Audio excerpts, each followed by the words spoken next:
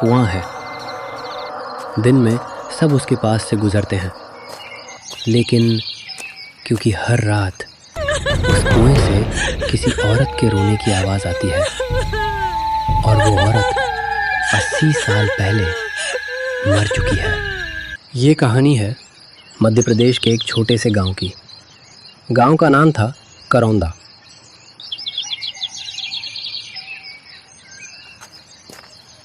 गांव छोटा था लेकिन बहुत शांत। यहाँ के लोग सादा जीवन जीते थे, लेकिन इस गांव में एक जगह ऐसी भी थी जहां कोई जाना पसंद नहीं करता था। गांव के बीच ये पुराना कुआं, कहा जाता था ये कुआं 150 साल पुराना है।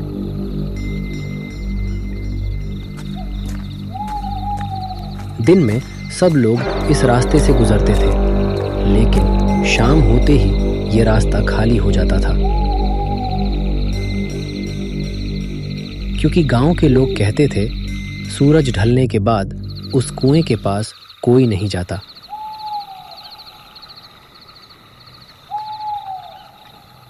एक दिन इस गांव में एक नया आदमी आया। नाम था सूरज मिश्रा।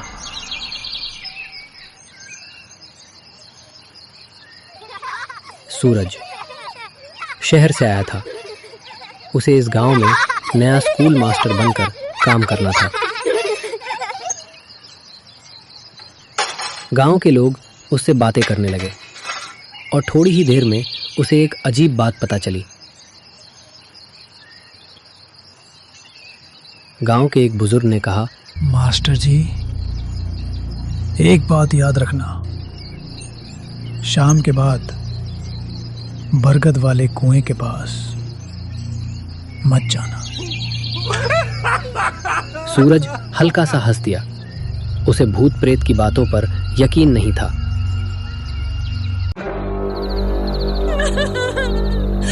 लेकिन उसे नहीं पता था कि बहुत जल्द उसे खुद उस कुएं की सच्चाई देखने वाली थी। उस रात गांव बहुत शांत था। सभी लोग अपने घरों में सो चुके थे।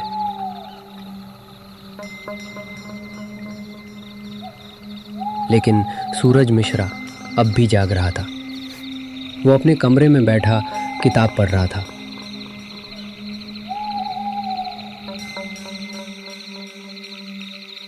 तभी उसे एक अजीब आवाज सुनाई दी, जैसे कोई औरत धीरे धीरे रो रही हो। सूरज खिड़की के पास गया और ध्यान से सुनने लगा। और तभी उसे समझ आया, वो आवाज बरगद वाले कुएं की तरफ से आ रही थी।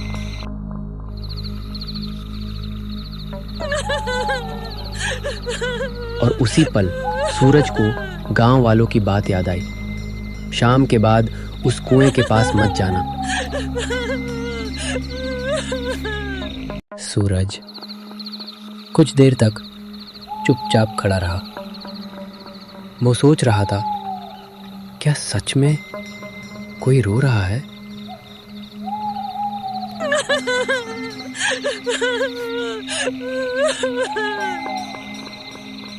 आवाज फिर से आई और इस बार पहले से ज्यादा साफ।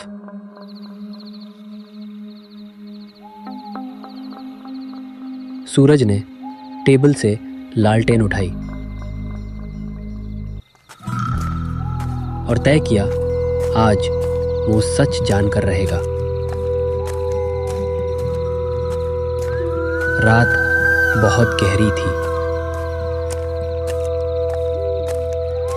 सन्नाटा और भी गहरा। और सूरज धीरे धीरे बरगद वाले कुएं की तरफ चल पड़ा। उसे नहीं पता था कि उस रात वो किसी ऐसी चीज से मिलने वाला है जो 80 साल से उसका इंतजार कर रही थी। कुछ ही देर में सूरज बरगद वाले कुएं के सामने खड़ा था।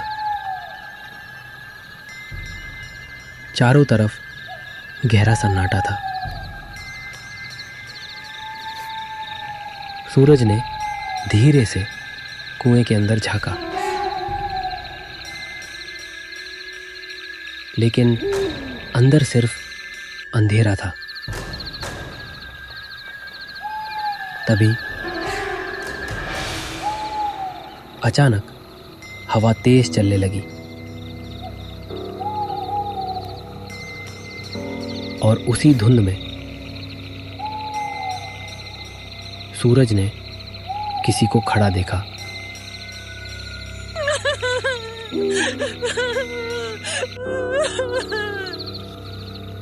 वो एक औरत थी, सफेद कपड़ों में, और धीरे धीरे रो रही थी।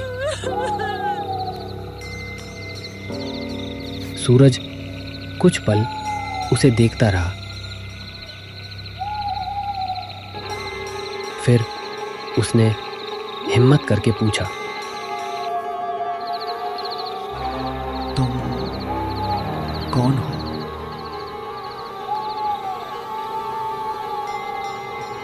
सूरज का सवाल सुनकर वो औरत कुछ पल चुप रही।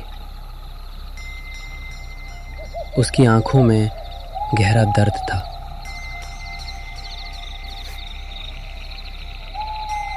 धीरे धीरे उसने अपना सिर उठाया। मेरा नाम गौरी है। गौरी, ये नाम सूरज ने पहली बार सुना था। तुम यहाँ क्यों रो रही हो? सूरज का सवाल सुनकर गौरी की आंखों में फिर आंसू भर आए।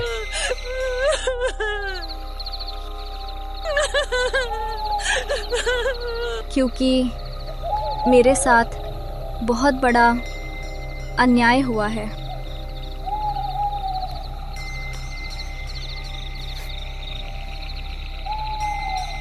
सूरज चुपचाप गौरी की बात सुन रहा था।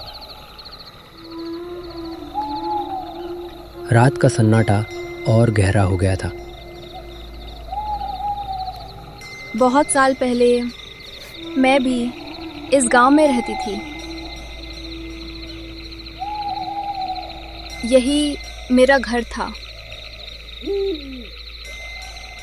गौरी धीरे धीरे अपनी कहानी बताने लगी। मैं बहुत खुश थी, लेकिन मेरी खुशी ज्यादा दिन नहीं रही। सूरज ध्यान से हर बात सुन रहा था।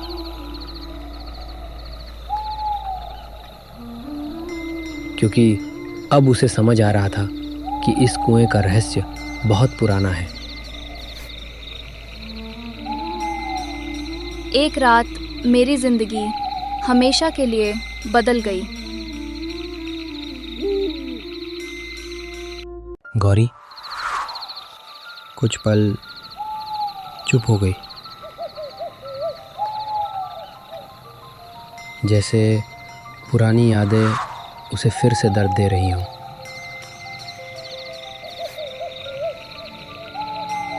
उस रात मेरे और मेरे पति के बीच भयानक झगड़ा हुआ। गौरी की आवाज धीरे धीरे कांप रही थी। उसे मेरी जमीन चाहिए थी और मैंने उसे मना कर दिया। गुस्से में उसने मुझे कुएं में धक्का दे दिया। बचाओ!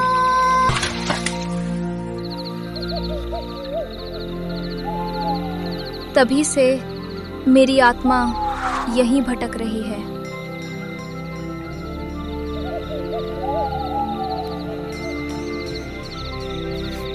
गौरी की बात सुनकर सूरज कुछ पल चुप खड़ा रहा।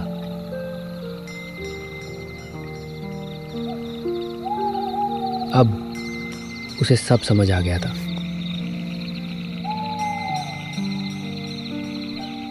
मुझे तुम्हारी कहानी पता चल गई है, लेकिन मैं तुम्हारी मदद कैसे कर सकता हूँ? सूरज का सवाल सुनकर गौरी ने धीरे से कुएं की तरफ देखा।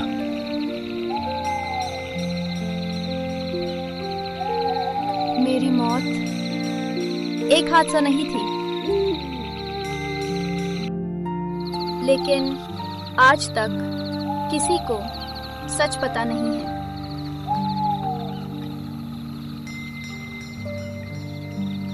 गौरी की आंखों में फिर आंसू भर आए।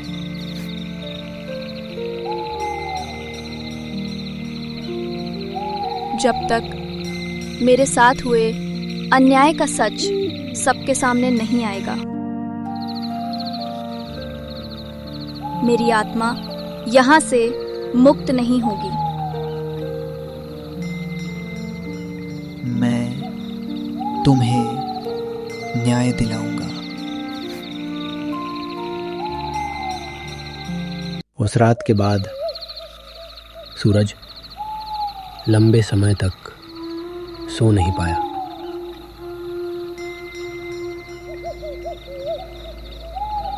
गौरी की बातें उसके दिमाग में घूम रही थी।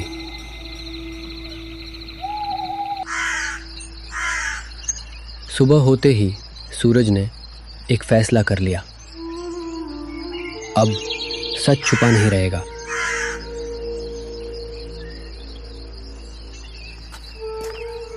अगर गौरी के साथ अन्याय हुआ है तो पूरा गांव सच जानेगा।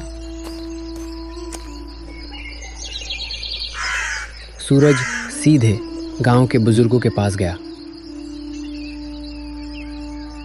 और वहीं उसने गौरी की पूरी कहानी सबको बता दी।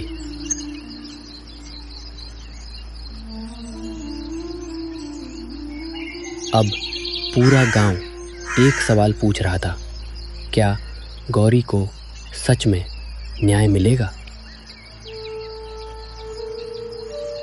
उसी शाम गांव में पंचायत बुलाई गई।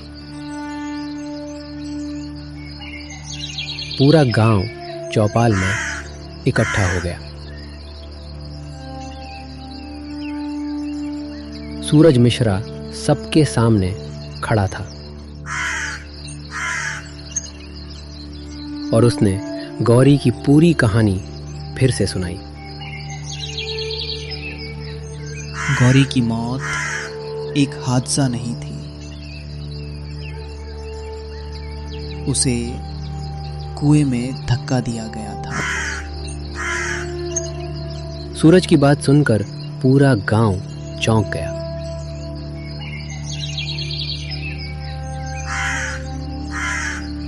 अगर गौरी के साथ सच में अन्याय हुआ है तो उसे न्याय मिलना चाहिए। कुछ ही देर में पूरा गांव एक फैसले पर पहुंच गया। गौरी की जमीन गांव वापस लेगा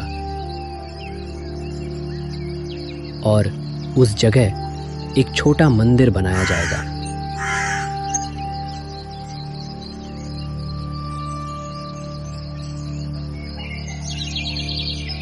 पंचायत का फैसला सुनकर पूरा गांव कुछ देर के लिए चुप हो गया, क्योंकि सालों बाद गौरी के साथ हुए अन्याय का सच सबके सामने आ चुका था।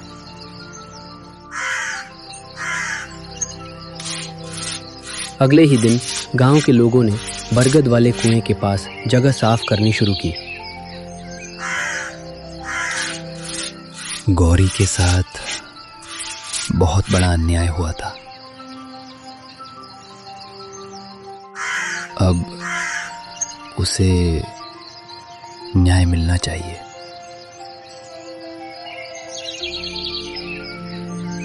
गांव के लोगों ने फैसला किया कि उस जगह एक छोटा मंदिर बनाया जाएगा। लेकिन अभी भी एक सवाल बाकी था। क्या गौरी की आत्मा अब सच में मुक्त हो पाएगी?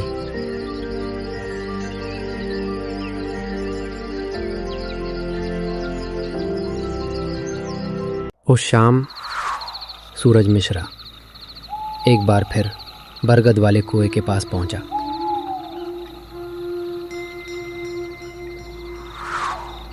वहीं जहां उसने पहली बार गौरी को देखा था।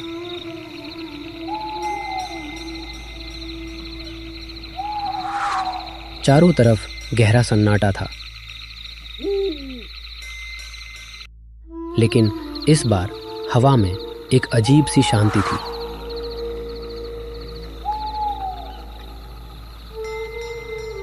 और तभी धुंध के बीच गौरी एक बार फिर दिखाई दी। सूरज, तुमने मेरे लिए जो किया उसके लिए धन्यवाद। लेकिन इस बार गौरी के चेहरे पर दर्द नहीं था, एक शांति थी। गौरी ने एक बार सूरज की तरफ देखा और फिर धीरे धीरे धुंध में गायब हो गई।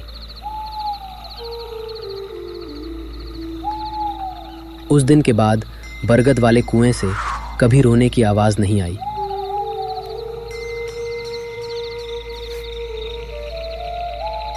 क्योंकि कभी कभी आत्माओं को शांति सिर्फ न्याय मिलने से मिलती है।